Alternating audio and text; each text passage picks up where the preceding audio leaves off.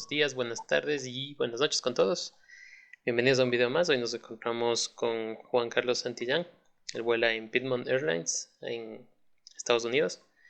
Es quiteño y hoy fue invitado acá para que cuente su historia, su trayectoria y nos dé a conocer cómo es la aviación en otro país, ¿no? Por favor, Juanca, preséntate aquí a la gente que nos va a ver, por favor. Hola, ¿qué tal a todos? Un saludo cordial. Aquí hablando con mi tocayo, otro paisano más quiteño.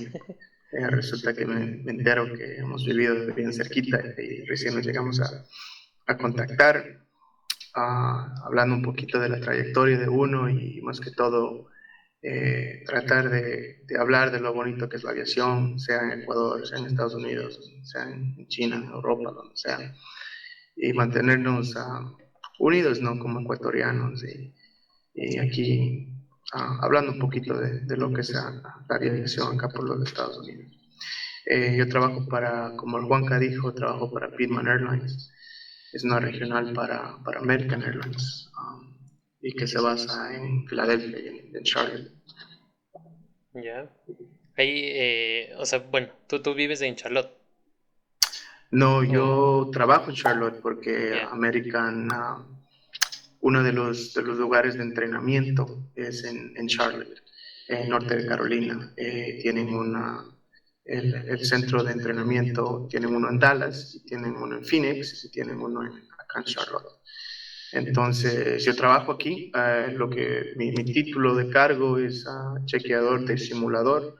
Entonces, lo que yo hago es, hago calificaciones de recurrentes, cosas así, y en el equipo del Embraer 145 que vuela Piedmont. Entonces, usualmente de lunes a jueves trabajo por acá, tengo los días libres, sábado, domingo, lunes, perdón, viernes, sábado, domingo y el lunes ya regreso, usualmente. Así es el horario del piloto o de mi horario como chequeador.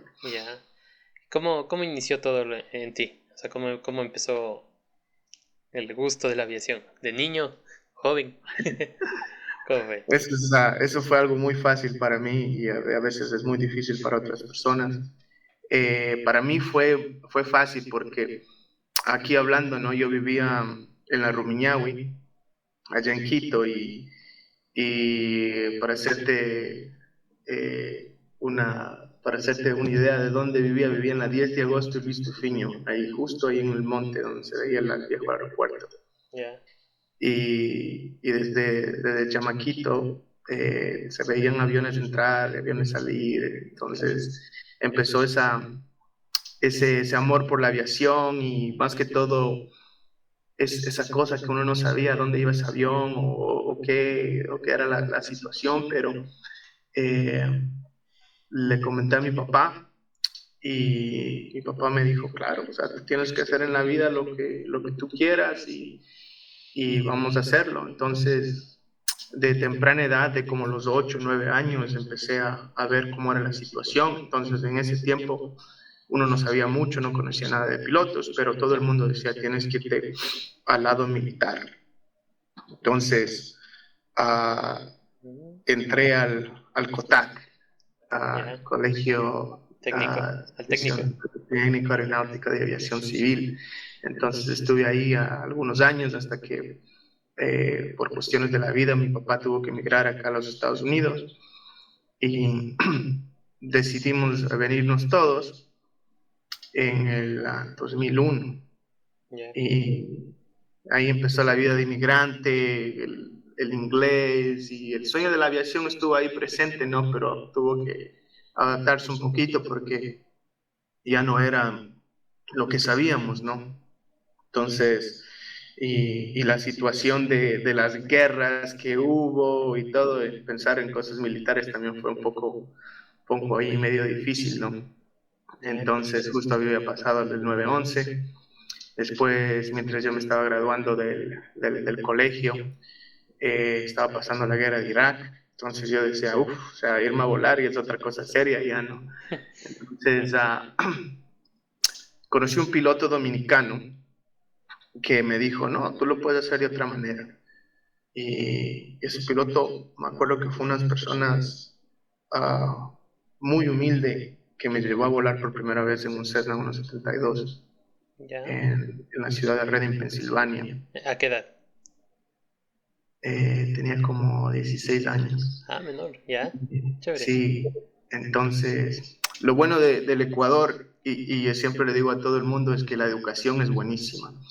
Entonces, yo me gradué del colegio como a los 17 años, pero yo estaba pensando en eso, ¿no? Ujú. Entonces era avanzado, o sea, llegué acá y me pusieron un año, 2 años avanzado, más avanzado que los Ya. demás por mis conocimientos. Así que apunte guachazo en el Kotak y me hicieron aprender en una u otra cosita. Ya. Pero no, sí, este piloto, eso es lo bueno de los inmigrantes, o sea quien seas, te vuelves humilde porque te toca pasar muchas cosas acá. Sí, me imagino. Y entonces él decidió ayudarme, me dijo, mira, tienes que hacer esto, tienes que hacer el otro.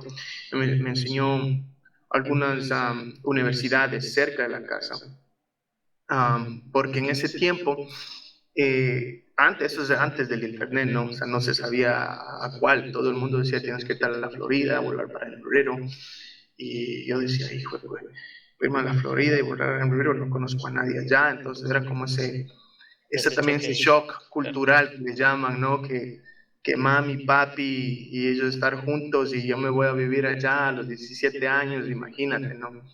Entonces, lo bueno fue que empecé a volar en el 2007 en una escuela de aviación en Allentown, Pensilvania, que queda 1 hora de Filadelfia, al norte.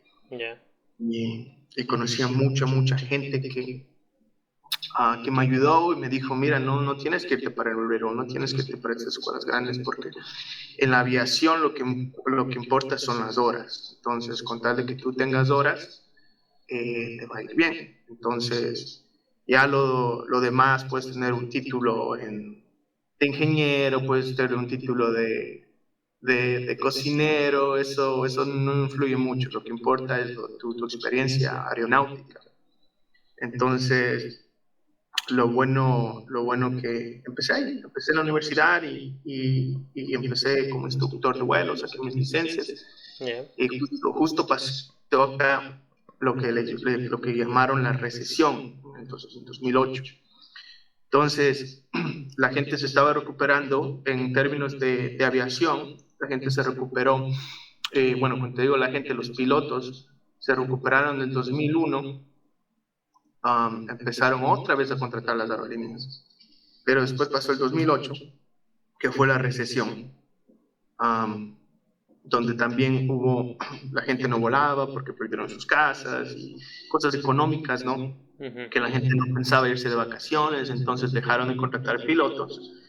Y, y después, en el 2010, eh, pasó algo que cambió la aviación, especialmente de Estados Unidos. Y pienso que del mundo entero pasó un accidente que le llaman el accidente de Cogan en el 2010, creo que fue, donde el presidente Obama dijo que ya no podías ser piloto de aerolínea si es que no tenías 1500 horas. Entonces, mínimo tenías que tener 1500 horas para poder ser piloto de aerolínea. Entonces, para mucha gente eso fue un shock, ¿no? Porque antes te contrataban con 200, 300 horas. En Ecuador también te contratan con pocas horas, pero irte de 300 horas a 1500 horas acá Claro. era muy difícil, ¿no? Al menos de que tengas un trabajo estable y cosas así. Entonces, gracias a Dios, en ese tiempo yo creo que tenía 400 horas por ahí. Y, y la gente que entró a aerolínea se quedó en aerolínea y la gente que se quedó enseñando se quedó enseñando, la gente que tenía su trabajo volando otras cosas se quedó volando hasta sacar las 1500 horas que no ayudó para nada lo que está pasando ahora en la aviación, que es los baby boomers que le llaman, la gente que se está retirando por la edad de 65 en Asia y acá en Estados Unidos, ¿no? Entonces, para, para los pilotos que pudieron sacar 6.500 horas es muy bueno, porque hay trabajo acá donde sea. Pero para los pilotos que necesitan eso o no tuvieron el apoyo económico o de dónde sacar para sacar su comercial, su licencia de instructores, es un poco difícil, ¿no? Por lo caro que está la vida ahora, ¿no? Pero esa fue mi trayectoria en el 2014, ya después de sacar las 1.500 horas. Estaba indeciso de irme a volar charter o corporado, que le llaman acá, porque acá hay mucho de eso, o volar en aerolínea. Pero en 2014 decidí irme a aerolínea. Mi primera aerolínea fue Air Wisconsin Airlines, que vola el CRJ-200, en ese tiempo volaba para US Airways Express. Que justo hicieron el merger con American Airlines, entonces ya no iba a existir US Airways, sino que iba a convertirse en el American Airlines Group. Y después de eso, en el 2016, Air Wisconsin se mudó de base, cambiaron de base y se fueron para Chicago. Entonces yo me quería quedar en Filadelfia, entonces me cambié para otra aerolínea que se llama Piedmont Airlines, que es la regional de US Airways Express, y ahora que es regional de American, que normalmente le llaman American Eagle. Entonces, el American Eagle Group o algo así. Pero esto fue en el mismo año, en el 2014. Sí, en el 2016. En el 2016 me fui para Piedmont y entré a volar el avión más difícil que he volado hasta ahora, el que le llaman el Pilot Maker, le llaman acá en Estados Unidos, que se llama el viejo Dash 8, el de Havilland 8. Sí, es completamente diferente tipo de avión, diferente, hecho para pistas cortas. Un Jeep, ese avión es un Jeep. Y gracias a Dios pude volarlo como primer oficial, después me convertí capitán en ese avión. Y después la gente no le gusta volar en hélices, entonces decidieron traer el ERJ, el 145 a mi compañía. Embraer, ¿no? El Embraer 145, sí, y pasé 1 año y medio como capitán de ahí hasta que me contrataron como instructor y eventualmente el cargo que tengo como chequeador de ese avión. Pues ahorita estás de... O sea, ¿vuelas del avión o no? ¿O solo estás en el simulador ahorita a cargo de...? O sea, mi trabajo no es volar el avión, es enseñar y dar chequeos. Pero cuando se presenta la oportunidad, uno va y vuela, ¿no? Porque también uno extraña eso, mucho. Uno entró en la aviación para volar. Ya. ¿Con cuántas horas entraste a Piedmont? ¿Cuántas horas? En ese tiempo creo que tenía casi 2.800 horas en la Piedmont, sí. O sea, en la aerolínea anterior que dijiste en el CRJ, ¿no es cierto? Sí. ¿Cuántas horas hiciste? O sea, vamos así en... creo que, a ver, para serte sincero, en el CRJ yo entré como con 2.300 horas al CRJ y después pasé 2 años ahí que afirman de haber entrado como con 2.800, 2.900 horas. Ya. Sí, y ahora tengo alrededor de como 6.300 por ahí. 6.300 horas ahorita. Sí. Súper bueno, oye. O sea, y allá saliste en el 2000... Bueno, empezaste en el 2007, me dijiste, ¿no es cierto? Sí. Empecé en el 2007 a volar. Entonces, ¿y acabaste? ¿En qué año acabaste la carrera? Bueno, mi licencia de instructor la saqué en el 2010. Entonces, pero la carrera universitaria la acabé en el 2012. ya con Ya. el título universitario O sea, de 2000, piloto. 2010 la comercial y 2012 la carrera. No, la de instructor, o sea, la comercial creo que la saqué en el Ah, 2009. ya te entiendo. Ya. O sea, te tomó dos, bueno, ponle 4 años de entrar a volar el CRJ. Sí, Sí, no. porque acuérdate que esos 4 años pasé sacando horas Ya, y, o acumulando. sea, técnica, claro, las 1500 horas que ahora requería por ley para sacar tu ATP Claro. acá en Estados Unidos. Entonces, pero más que todo fue porque entré, yo creo que podría haberlo entrado un poquito más antes, pero no fui justo a las 1500 porque estaba indeciso entre entrar a hacer charter o ir a aerolínea. Y también cosas de la vida, me había casado recién y no sabía cómo iba a ser mi esposa también de Ecuador, entonces un shock cultural también. Claro. Decirle, bueno, me voy con mis maletas y topes. Claro. O sea, tú fuiste casada ya. ¿O te casaste ya? No, no, no, me casé, eh, eh, me casé acá y de ahí también me casé en Ecuador, o sea, el eclesiástico me casé en Ecuador, en el Belén, Ya. al frente del churro. Ya.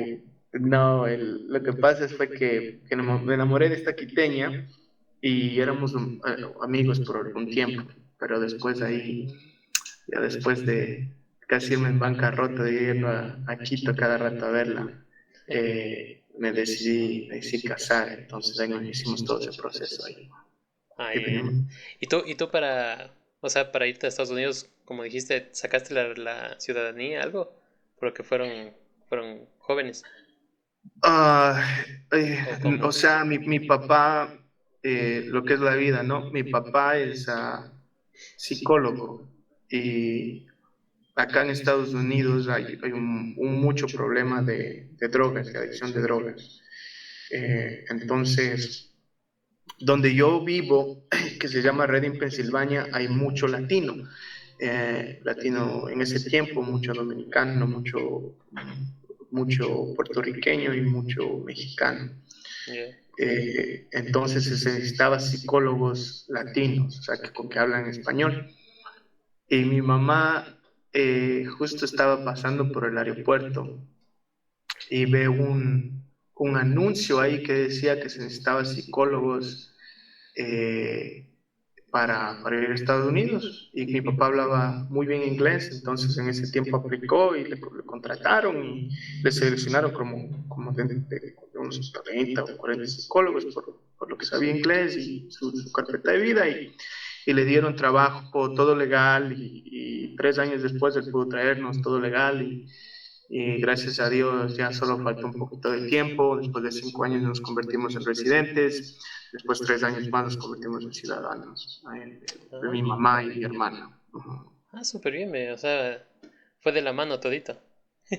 Todo, Que, todo fue el destino, porque como te digo, si claro. mi mamá no pasaba por ese aeropuerto y veía ese signo, ¿dónde estaríamos? ¿No? Capaz seguía en el COTAC o bueno, no el COTAC, no sé si hubiera ido a la Fuerza Aérea o cosas así. Cristiano, ¿cómo es la vida? Como eso. Y, y ¿qué tal? O sea, es difícil estar así en otro país, volar en otro país, estar trabajando en otro país. ¿Se te hizo difícil? Claro, Sí. se extraña el encebollado, el boloncito, Ah, se extraña muchas cosas nuestras. No, no, o sea, es como todo, ¿no? O sea, uno ya teniendo familia y es un poquito diferente, que uno ve más que todo la calidad de vida y se ve también el shock cultural que puede hacer eso para los niños, irte a vivir a otro país. Entonces, uno de joven puede hacer cualquier cosa, pero sí, sí es bien muy difícil la adaptación. Primero el idioma, segundo la comida, que es uno lo que está acostumbrado, pero uno lo hace porque uno trabaja donde hay oportunidades. Entonces, um, gracias a Dios yo pude tener la oportunidad de trabajar para acá.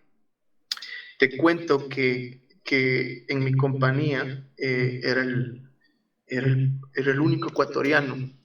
Incluso no conocí muchos ecuatorianos en la aviación hasta que conocí a uno que me ayudó, que fue como un mentor. Trabaja para Southwest, un quiteño también ahí, Robertito Ruales, un amigo muy buena gente que también me ayudó mucho y me aconsejó. Después de conocer al Byron, al Andy, pilotos que pasan por acá. Pero éramos así, un grupo muy pequeño de que por acá, pilotos amigos, ¿no? Pero ahora, hermano, te cuento que en mi compañía hay como ya 10 pilotos ecuatorianos, todos jóvenes y todos ahí luchándola. Y es un orgullo ver eso, que ya los ecuatorianos están viniendo y todos como estamos creciendo, como la aerolínea está creciendo, creo que tenemos ahorita alrededor de 650 pilotos y para el próximo año mi compañía quiere tener 1000 pilotos. Entonces están haciendo clases como de 80 al mes.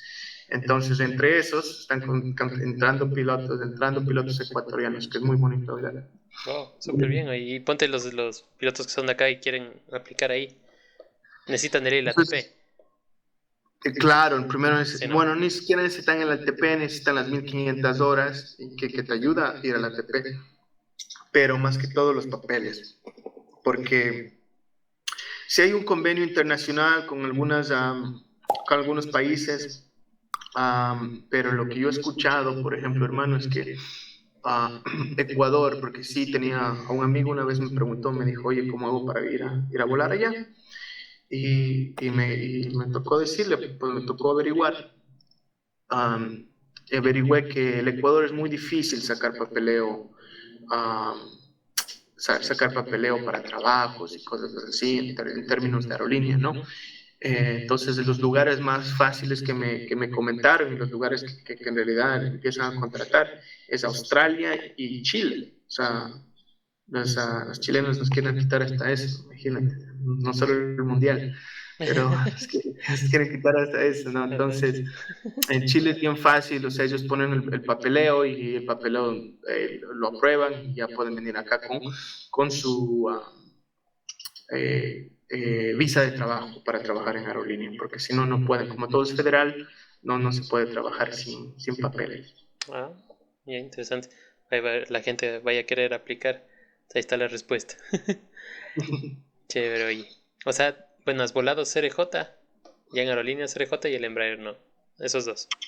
Y el Dash, Y el Dash. el Dash 8, el 100 y el 300, que tenía dos Ya, configuraciones. chévere. Y antes de eso, había aviones pequeños, Cessna, Mi hermano, aviones pequeños de volado, de todo. como unos 12, loco, no sé, el 1.50, el Cessna 1.50, 1.52, 1.72, 1.82, el Piper, el 28, el 28, 1.51, el 200, el 200R, que son el Warrior, el Cherokee, ¿cómo se llama el otro? El Lance. También, ¿qué más he volado? He volado King Airs, he volado, ¿cómo se llama este? Comanches, he volado Senecas, he Todito. volado Diamonds, he Ya. volado...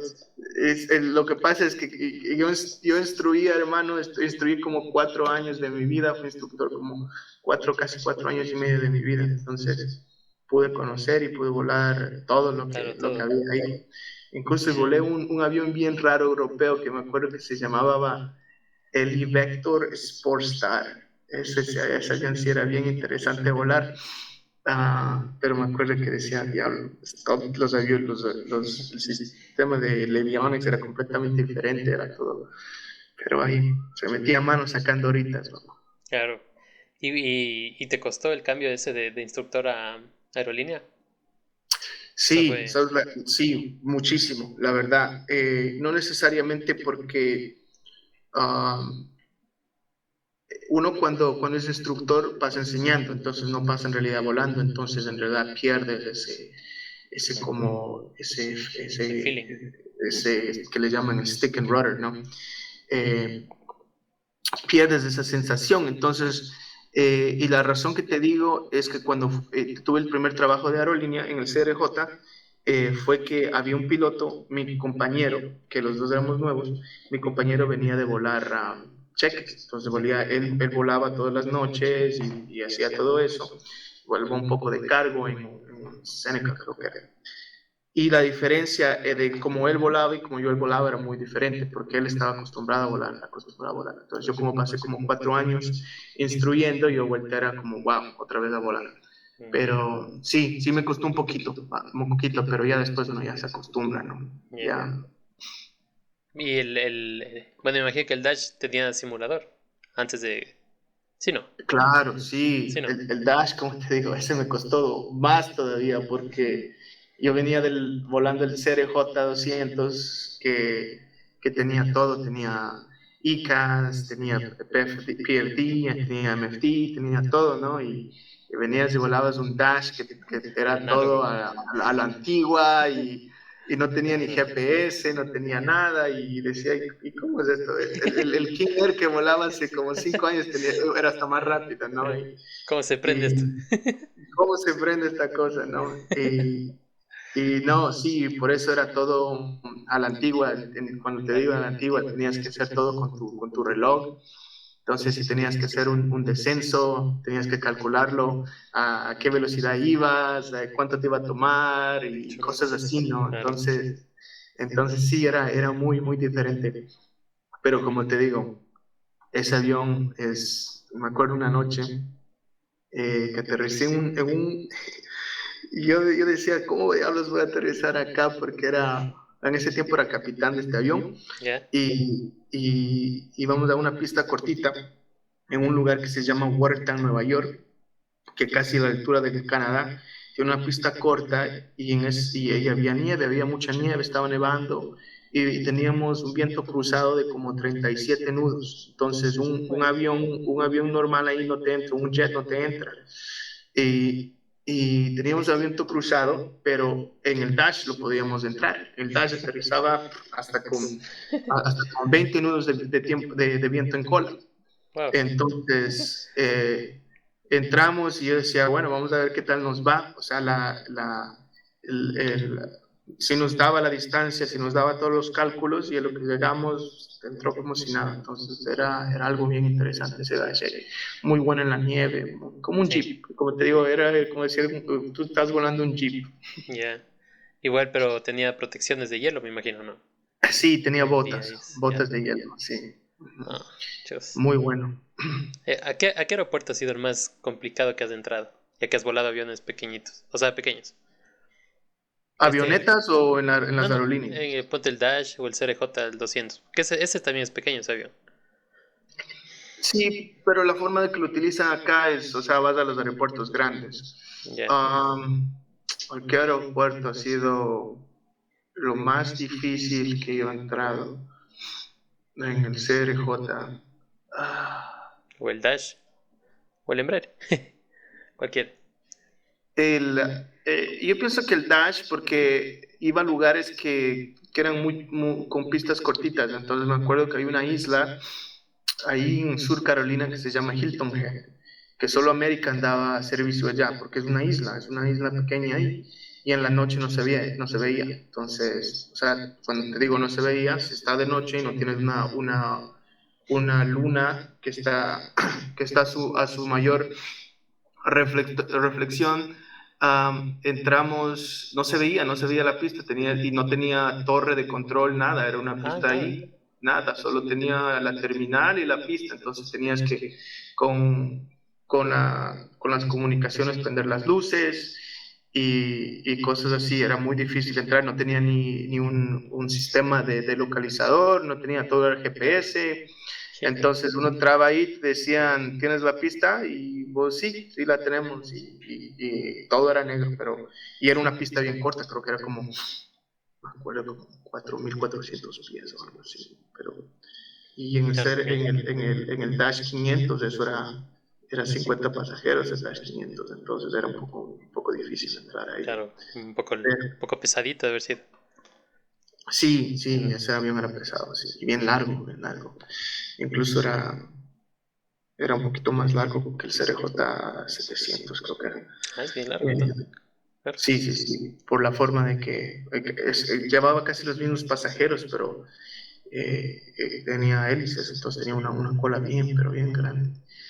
Um, sí, pero acá la aviación es bonita, es bonita, hermano, y Ya. completamente diferente que Ecuador.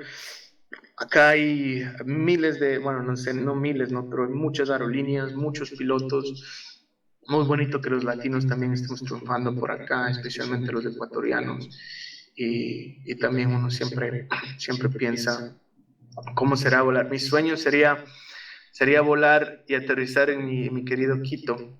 Yo quería aterrizar el antiguo aeropuerto ahí, no, pero ya no hubo chance. Claro. Entonces, algún día de llegar para allá. Pero yo volando. Chévere.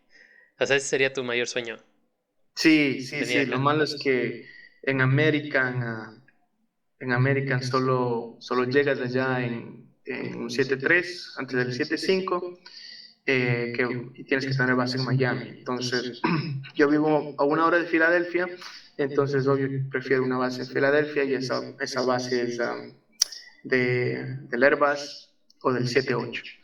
Entonces, no creo que voy a entrar al 7.3, al menos de que cambien, a veces cambian la estructura y el VAL 319 va para Quito. Entonces, algún día, ojalá se dé, Ojalá, claro. pero ahí está la esperanza. Claro. Oye, y en esto de tu trabajo que es del chequeador, básicamente es un chequeador, el simulador, eh, ponte la gente puede preguntarse qué es lo que determina un chequeo down. O sea, que algo específico que sea, no sé, Claro, algo pesado, algo pesado. o sea, por ejemplo, es un poquito diferente entre capitán y primer oficial, pero lo que casi todas las aerolíneas, incluso en Ecuador también creo que tienen lo mismo, todos, ya bueno, casi todos en el mundo tienen lo mismo que se llama un sistema de AQP, Ya. AQP, que es el sistema de que técnicamente para hacerte más simple la situación, ya no tienes que ir a recurrente cada 6 meses, sino cada año, porque siempre estás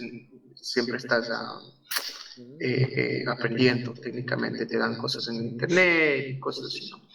Entonces es un sistema de que tienes lecciones y cada lección es como un chequeo, o sea, cada lección hablas de un sistema y haces las maniobras de que pueden pasar mal en ese sistema. Y entonces lo que se hace es hay 2 chequeos, el uno que le llaman MV, que se llama la validación de maniobras. Entonces estamos hablando de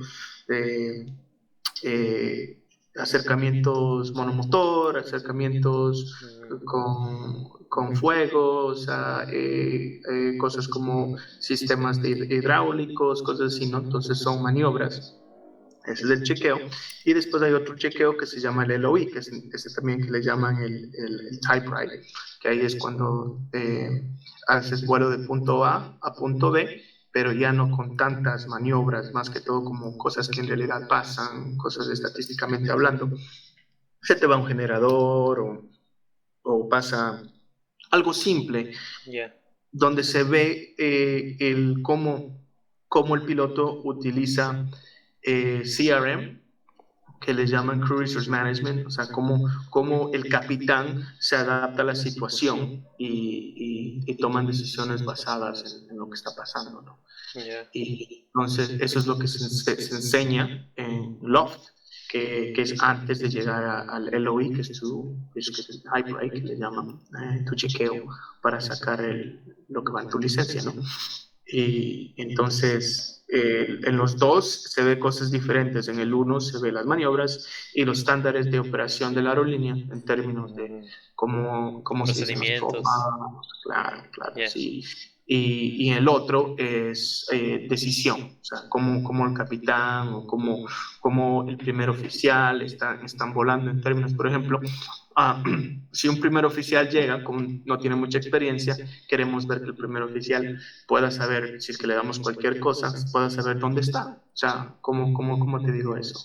Que no se pierda. Entonces, cosas como viendo dónde está la posición del MFD podemos ver si es que él sabe dónde está. O sea, en vez de estar pensando, estoy volando y solo estoy volando, no, pero si ya vemos que él sabe que estoy a 15 millas del localizador o 15 millas del VOR, ya sabemos que tiene una noción de dónde está y cosas así, ¿no? Entonces ya como que eso estamos chequeando en esos términos. Pero un capitán ya más como que le vemos, sabemos que él sabe volar, pero estamos viendo que cómo puede ajustarse a la situación y cómo utiliza el primer oficial, a los flight attendants, al dispatcher, cómo lo utiliza para poder hacer sus decisiones, ¿no? Entonces, eso es lo que vemos. O sea, más le evalúan al capitán el tema de cómo se comunica con las demás personas, cómo maneja la cabina, y al primer oficial el sistemas y procedimientos así, más procedimientos, ya porque solo ponte a pensar un primer oficial que está aprendiendo, estamos viendo que lo que haya aprendido en tierra, ¿okay? Lo pueda aplicar ya en el avión, y ya cuando vaya a volar, ya cuando pase el chequeo, ya va a volar después de un año, regresa y ya sabemos que ya tiene otro tipo de experiencia, porque ya ha volado. Imagínate, un año puede volar. Acá se vuela mucho. Acá, para serte sincero, un mes tú vas a volar alrededor de 60 a 80 horas.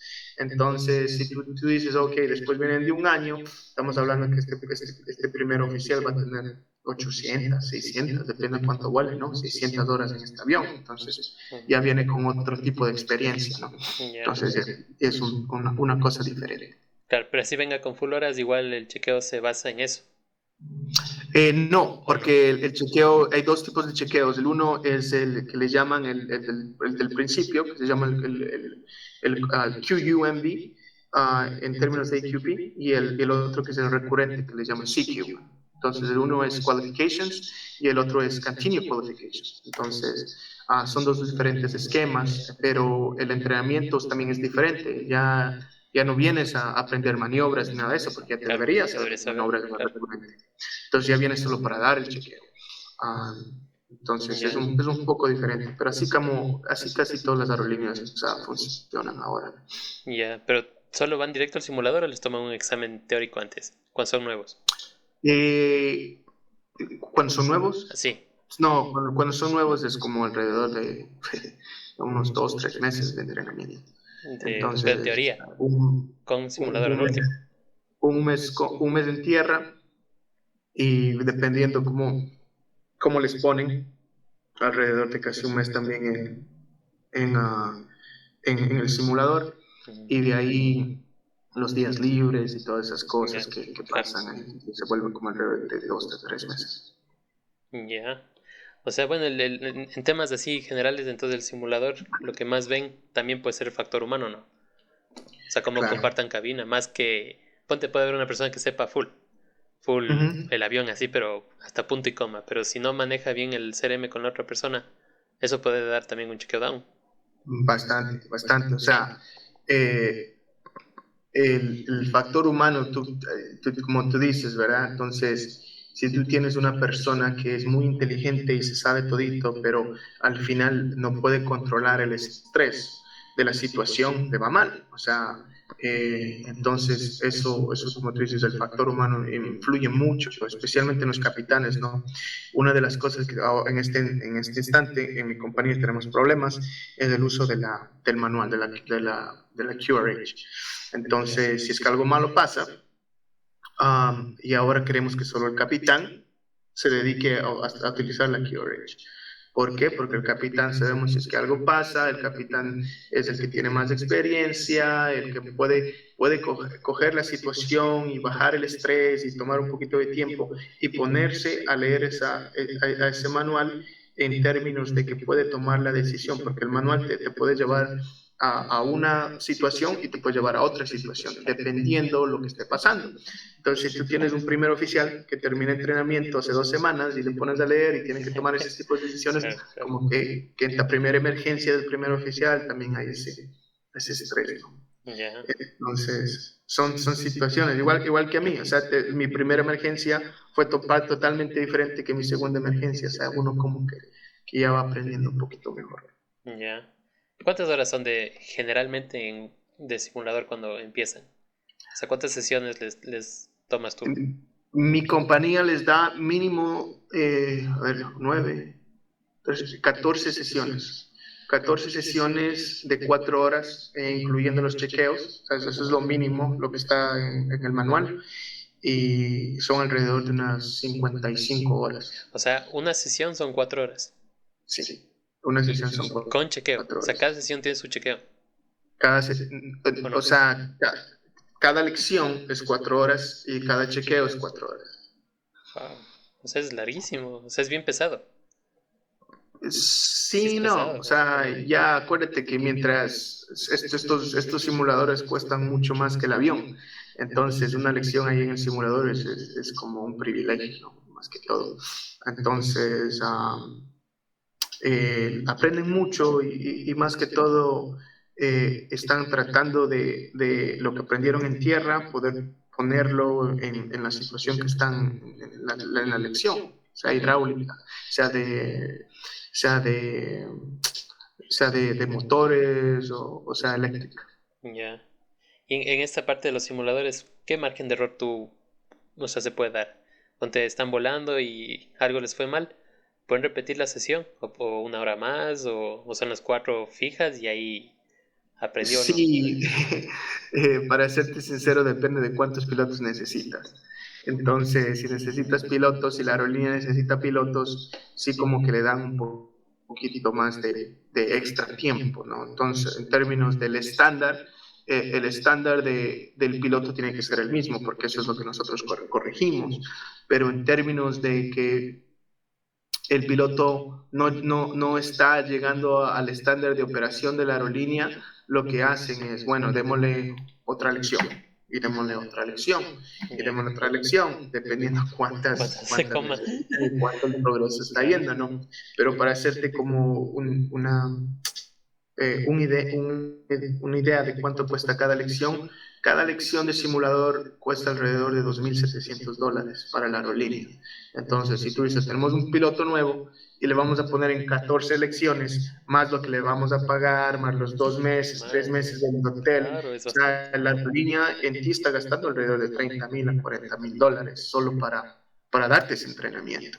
Entonces, es algo que, como te digo, ser piloto ahora es muy, muy bueno, ser un privilegio muy bueno porque hay compañías que te están diciendo, bueno, ¿sabes qué? Tú necesitas la ATP, te vamos a pagar para que saques la ATP. O tú tienes tus, bueno, aquí está hablando de la opción de Estados Unidos. Ujú. Tú necesitas sacar horas, ¿sabes qué? Tú firmas un papel que cuando termines tus horas tú vienes para acá y te vamos a dar un bono. Cada vez que saques, cada 100 horas, te damos un bono de $500, cosas así. Entonces hay cosas que ahora están haciendo las aerolíneas que no saben, necesitan tantos pilotos. Entonces, como te digo, es muy buena la profesión acá. Y la cosa es cómo llegas, cómo entras, ¿no? Oye, ¿y tú crees que en futuro bajen esos requerimientos de horas en ATP? Porque por ahí escuché que me decían que por la necesidad que hay, bajen ya de 1500, bajen un poco más las horas para el ATP. ¿Tú crees que pase eso algún rato? No creo que No. pase. Incluso, incluso ya la aerolínea que estaba proponiendo eso era Republic Airlines. Y, perdón. Y recién me enteré que ya dijeron que no pueden bajar por términos ya que fue un decreto y todo eso, que no pueden hacer nada. O sea, un Y presidente yo podría. pienso, Un presidente yo, podría decir, nada, 1000 horas. claro, un Claro. presidente, cosas, algo ejecutivo, ¿no? Pero y yo pienso que en realidad, en términos de la industria acá en Estados Unidos, bajar las horas es un error. O sea, ¿por qué? Porque, ¿qué significa esto? O sea, te pongo a analizar la situación de un perspectivo que capaz tú no lo ves. Entonces, si tú tienes una aerolínea que contrata pilotos con 300, 400 horas, ¿verdad? Entonces, en realidad, si tienen el flujo de pilotos, ¿okay? No necesitan subir el sueldo, ¿verdad? Pero si tienes una competencia donde la otra aerolínea está pagando X que es mucho más de lo que tú estás pagando, ahora les toca competir por sueldo para conseguir los pilotos. Entonces, uno no sabe de lo que en realidad ayudó esto a los pilotos, que las 1.500 horas en realidad les ayudan mucho en la paga. Porque ahora, como se están peleando por pilotos, lo único que pueden hacer es subir la paga, subir el sueldo para que el piloto pueda decir, bueno, ¿qué me dice a mí de yo quedarme aquí con ustedes que no me están pagando cuando me pueden pagar mucho más allá en el otro lado? Entonces, bajarle las horas lo único que significa es ayudarles a las aerolíneas para que no suban la calidad de vida o no suban. Es muy, muy diferente acá, como te digo, la aviación de que puede ser en China, puede ser en Emirates, puede ser en el Ecuador mismo, ¿no? Acá los pilotos cada vez que vuelan se van por 3, se van 4 días y después regresan a la casa 3, 4 días. Esa es la forma, lo que es acá. Entonces, si tienes una aerolínea que solo te da 11 días libres al mes, son 11 días que vas a ver a tu familia de todo el mes. Los demás vas a estar trabajando, volando. Pero si tienes otra aerolínea que dice, no, o sea, esos 11 días no le gusta a los pilotos, vamos a darles 15 días libres. Entonces ya dices, no, 15 días libres, para lo mismo, me voy acá. Entonces son ese tipo de factores que ahora en realidad están ayudando a los pilotos que ya han llegado. O sea, imagínate, como te digo, Juanca, tú llegas a 2.500 horas y tú pones tu aplicación y te juro que en menos de 3 horas te están llamando 5 aerolíneas para contratarte. Es lo que pasa acá. Entonces, es lo que se necesita los pilotos, porque la demanda sigue subiendo y sigue subiendo y sigue subiendo. Sí. O sea, ya está bien, bien fuerte la demanda de pilotos, ¿no? Sí, Es sí, bien sí, pesado. aquí en China, creo, ¿no? Sí, es verdad, loco. En tiempos de COVID, ¿cómo fue, cómo pasó en ti eso? ¿Volaste? ¿Por qué creo que estabas volando, me parece, el 145? En tiempos de COVID fue algo bien triste, porque me acuerdo que las aerolíneas tienen que volar. Eso fue algo también político, porque decían, bueno, las aerolíneas, uno no lo piensa, pero las aerolíneas también son cargueras, ¿no? Entonces, si el avión de carga, um, por hacerte como una referencia ya de Ecuador, si el avión de carga va de Miami a Quito o Miami a Guayaquil, pero no llega a Cuenca. Entonces las cosas de Cuenca van de Guayaquil a Cuenca en los aviones, ¿no? Cosas así, ¿no? Entonces la infraestructura de los Estados Unidos se basa por las aerolíneas. Entonces, sea que no lleven pasajeros, pero llegaban provisiones, llevaban de medicina, cosas así. Entonces las aerolíneas tenían que volar no matter what. No importa si es que sacaban plata o no sacaban plata, tenían que volar. Entonces por eso les ayudó mucho el gobierno, porque necesitaban volar. A veces necesitaban cosas en la noche y ponían este vuelo y ya llegaban al siguiente día para las personas que necesitaban, ¿no? Entonces, primeramente todo el mundo tenía que seguir volando. Sea que no tengas pasajeros, no tengas pasajeros. Entonces, cuando te digo que era una tristeza, que veías un avión de casi 300 personas, como era el Airbus 330 de American, y que yo me acuerdo irme al trabajo en ese avión, y éramos 40 personas en un avión de casi 300 personas, y 20 de esas personas eran crew, eran trabajadores para la aerolínea, ¿no? Entonces tú decías, wow, imagínate cuánto combustible están gastando la aerolínea y ahorita estamos entrando en una recesión.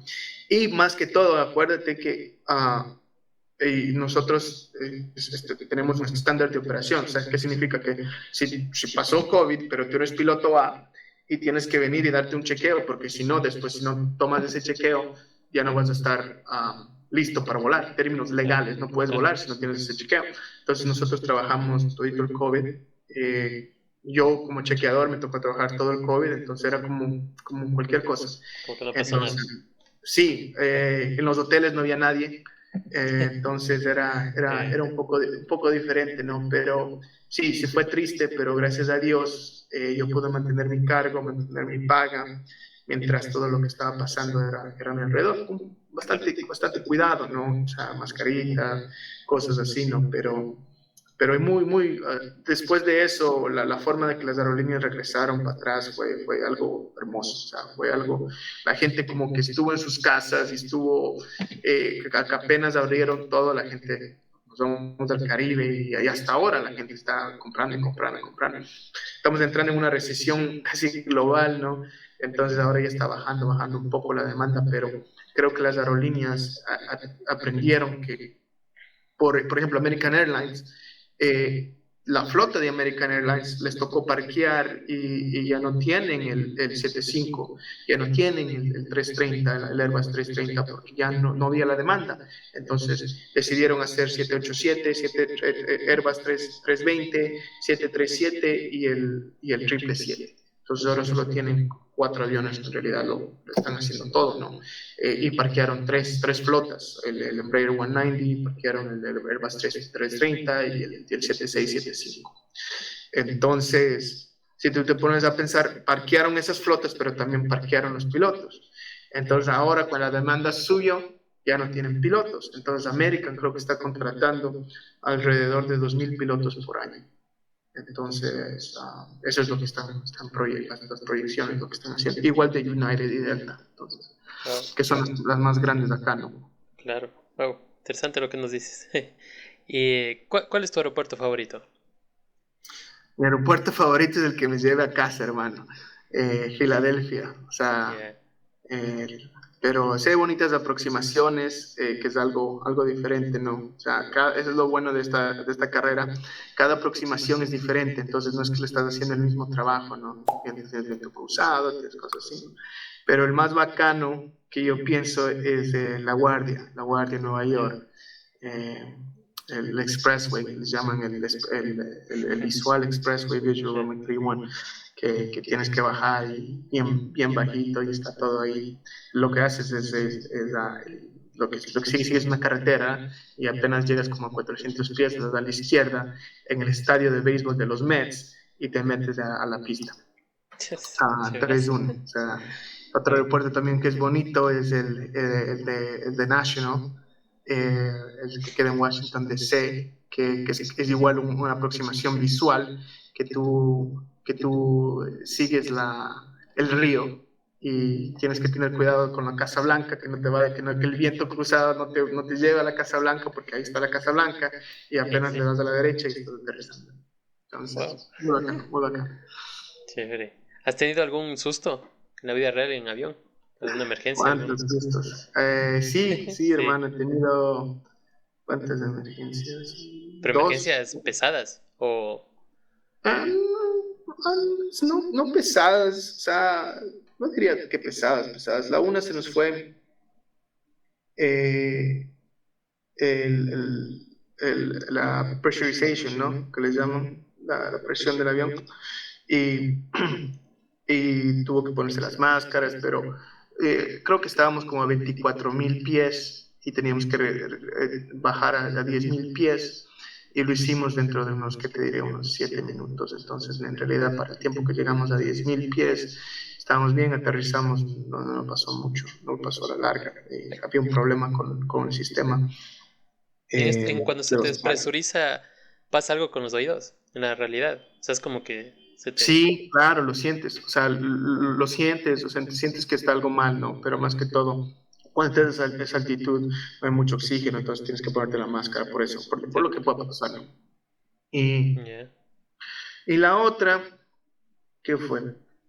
Perdimos un motor por Buffalo, Nueva York, en plena nieve, Justo. justo en la nieve, y que no podíamos regresar a Buffalo, nos tocó irnos a otro aeropuerto, porque el aeropuerto estaba lleno de nieve. Entonces perdimos un motor como a 19,000 pies. En realidad nunca supimos qué pasó con el motor, pero se apagó. ¿En qué avión? ¿Qué avión? En el CRJ, en el 200. Y lo que hicimos fue regresamos, hicimos los procedimientos, pero como te digo, la primera emergencia como que te pones, hay ese factor humano que me está pasando, virgencita, ayúdame, pero la segunda ya como que estás más concentrado y ahí entra el entrenamiento que algún día tuviste y, y regresamos y aterrizamos en una ciudad que se llama Rochester, en Nueva York, y nada, y más fácil que el simulador, volar el avión con un motor. No fue algo tan difícil. Chus. Pero bueno, si tuviste esos sustos pesados. Eh, ¿tienes algún consejo que te han dado a ti? ¿Que te ha marcado? Sí, uno que me lo dio ese piloto dominicano que te hablé. Ya. Me dio un consejo y me dijo, mientras más grande seas, más humilde tienes que ser. O sea, esto me ayudó. Entonces acá lo que hago ahora es me dedico a ser casi como un mentor para los pilotos nuevos, sean latinos, sea en mi ciudad, Ya. o sea, cualquier persona que me escribe, me dice, hermano, quiero hacer esto, ¿cómo hago? Les trato de poner en la situación correcta, ¿no? Y aquí tratando de ayudar a todos los ecuatorianos que están entrando a Aerolínea, me queda muy poco tiempo, ya me toca irme a American Airlines en el próximo mes, entonces ayudando en lo que más se puede a todos a los latinos más que todo, ¿no? Que Claro. son los que aquí estamos en un país donde esta carrera es cara, entonces usualmente no ven muchos latinos. Claro. Y buen consejo, oye. Y hablando de consejos, ¿qué les dirías tú a la gente como consejo de vida en aviación así libre? Lo quieras decir. En la vida de la aviación que no paren de soñar. Tengo muchos amigos en el Ecuador que por las situaciones o cosas así no han podido sacar sus licencias, no han podido sacar sus horas, mucha burocracia. Pero no paren de soñar que la vida es de sueños y uno tiene que trabajar por los sueños, ¿no? Y sea lo que sea, o sea, no lo vean como que es mucho dinero o es una inversión que tú haces en tu vida, es una inversión que tú haces que eventualmente te va a dar dinero, que sigan como sea, y sí, que sigan soñando, que no paren de soñar, que la vida sin sueños no es nada, entonces, eso. Chévere, man. Una pregunta más, ¿qué edad tienes? Eso no te dije al inicio. Tengo 33 años, hermano, Ya, estás joven entonces. la edad de Cristo. Chévere, ñaño. Para la gente que nos ve, Uh-huh. que me mandaron. Ya te las voy a leer. A Ya. ver qué respuesta nos puedes dar. Las voy a leer. Aquí está. La una dice, si inicio mi carrera en Estados Unidos, por tema de visa, debo regresar al país. ¿Me toca convalidar o me sirve la licencia americana en el país que yo regreso? Verás, esa es una muy buena pregunta. Si estás acá en Estados Unidos, sacar el jugo con las licencias, porque es muy fácil sacar licencias en términos de burocracia, te digo, ¿no? O sea, aquí hay tantas escuelas de aviaciones que tú puedes, si no te gusta una, te vas a la otra y al final es lo mismo, es más fácil. Entonces, si sacas todas las licencias que puedes sacarlas acá, mucho más fácil convalidar en otros lugares. Entonces, y la, la, la, la licencia americana pesa en todo el mundo. Entonces, en cualquier lugar que tú vayas vas a poder convalidar, y casi, la verdad, casi todas las regulaciones se basan alrededor de las regulaciones americanas, entonces casi es lo mismo.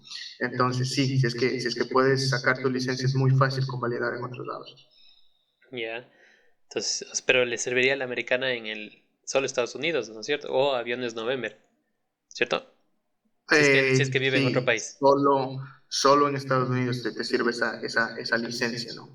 Um, o como tú dijiste, aviones November, sí. Ya. Sí, parecía que eres algo de empleo, cosas así, ya tienes que hacer los estándares de operaciones del país. Ya. Entonces, diferente. Ahí cambia un poco. Aquí será, a ver, dice la otra, ¿cuál consideras en tu opinión que es la cualidad más importante para un piloto? Verás, a mí Difícil. no pienso que difícil, sino que la cualidad de los pilotos tiene que ser todas, ¿verdad? O sea, en el sentido de que, o sea, no puedes tener un piloto que es full estudio. Entonces, ¿cómo te digo en eso? Yo tenía un profesor en la universidad que era piloto, o sea, él era piloto, no era profesor, él era un piloto que decidió eventualmente irse a la universidad y enseñar. Ya. Y yo venía del colegio y ahora estoy en la universidad y él venía y nos daba el examen, en ese tiempo papel, y nos los daba todita la clase y él se iba, o sea, él se iba. Y nosotros así, pucha, y ahora Claro. pásame la B, ¿cómo es la 4B? No, entonces, eh, y nosotros ya, pues después de 3 exámenes le preguntamos, le decimos, oye, ¿por qué, ¿por qué te vas? O sea, ¿no te da miedo que copiemos o cosas así, no? Entonces él me dijo unas cosas que les llevaré por siempre. Dijo, ¿a mí qué me sirve que saques una A? Me dijo en ese tiempo un 100. ¿A qué me sirve que saques una A o un 100? Si cuando estés en las palabras de él, en una dark stormy night, en una tormenta en la noche, tú no sepas lo que vas a hacer. O sea, a mí no me sirve que saques una A o una B, me sirve que sepas, entonces eso tienes que saber. Entonces, eso me llevaré conmigo. Entonces, él también me dijo que para un piloto tiene que tener el full package, o sea, el paquete full. ¿Por qué? Porque el piloto tiene que ser humilde, tiene que ser estudioso, tiene que ser buena gente, tiene que ser humilde porque siempre va a estar aprendiendo. Entonces, si tú no sabes algo, no tienes que tener ese orgullo de decir, entonces aprende, pregunta, porque en realidad capaz no sepas. O sea, eh, sí, y más que todo, otro amigo me dijo que esta carrera no es de velocidad, sino es una carrera de resistencia. Entonces tienes que seguir ahí, seguir ahí. Entonces, el paquete full, hermano, la realidad, la cualidad son todas. O sea, tienes que tener el full package. Chévere, chévere, hermano. Otra pregunta dice, ¿los aviones pueden volar en lluvia? Me imagino que se refiere a lluvia fuerte, ¿no? O una lluvia densa. Sí, claro, o sea, más, sí, en lluvia no hay problema, ¿no? Hay procedimientos, cuando vuelas en lluvia, más que todo turbulencia, tienes que tener un poquito de cuidado, ¿no? Y más que todo el hielo. O sea, Ya. el hielo es como el óxido en los carros, en los Ya. aviones. Pero Entonces tienes que tener cuidado. y en tormentas de nieve, porque tú has volado en nieve, ¿no es cierto? Claro, en tormentas de nieve fresco, hermano, o sea, dependiendo de qué tan fuerte es la tormenta, pero si está nevando, usualmente, si tú te pones a pensar, cuando son tormentas de nieve, no son tan fuertes en términos de turbulencia, eh, porque es precipitación, pero no es tan fuerte como si tenemos una tormenta tropical, por ejemplo, que sube bien alto y baja bien duro. Entonces, vuelta tormentas de nieve no son así, no son de convección. Ya. Entonces, de radiación y convección, ¿no? Es un poquito diferente. O sea, las tormentas de Miami, las tormentas del Caribe, incluso las tormentas de Quito, ¿no? Son cosas muy diferentes. Ahí no quieres volar para nada, porque Claro. son tormentas bien altas. Interesante, ñaño, interesante. Chévere, brother. Creo que hemos hablado de todo. No creo que nos falte nada de preguntas de aquí. Te quería agradecer, ñaño, por el espacio, por el tiempo que te diste para, para que nos compartas toda tu historia. Igual que la gente vea como un ecuatoriano está ahí volando por allá por Estados Unidos, que es chequeador básicamente de simulador. Entonces, eso, te quería igual otra vez agradecer por aceptar la entrevista, que compartas igual tu historia y porfa, y unas palabritas de que te despidas para ya Sí, terminar. claro, claro, Juanca, Tocayo, de mi parte, muchas gracias por el tiempo. Te felicito por este emprendimiento que estás haciendo, que no muchos lo hacen, ¿no? Sé que si tu sueño es ser piloto, entonces sigue adelante, loco. Eh, como todos dicen, métele ganas, que algún día ya vas a ver que alguien te va a contratar y capaz no sea acá, sea allá. Pero en realidad, a toda la gente, muchas gracias. Sigan soñando. De mi parte, estoy a las órdenes. Cualquier cosa, se pueden comunicar con ganas de ayudar al ecuatoriano, al latino y más que todo. Como un muchacho me dijo una vez que te dije, el dominicano, mientras más grande tienes que ser más humilde, ¿no? Exacto. Entonces, siempre a las personas buenas les pasan cosas buenas. Ujú. Entonces, llévate Exacto. eso, ¿no? Muchas Chévere. gracias. Chévere, tocayo. Igual otra vez, muchas gracias y a toda la gente que nos ve. Igual pongan su like, suscríbanse y cualquier comentario, ya sea por aquí, por YouTube o por interno del Instagram y todo eso. Igual ahí para que nos hagan saber y ya voy a poner igual el contacto de Juanca Santillán. Si tienen ahí alguna pregunta, algo específico. Eso, más y muchas gracias por ver este video. Nos estaremos viendo en otra oportunidad. Hasta luego, muchachos. Cuídense. Chévere, brother.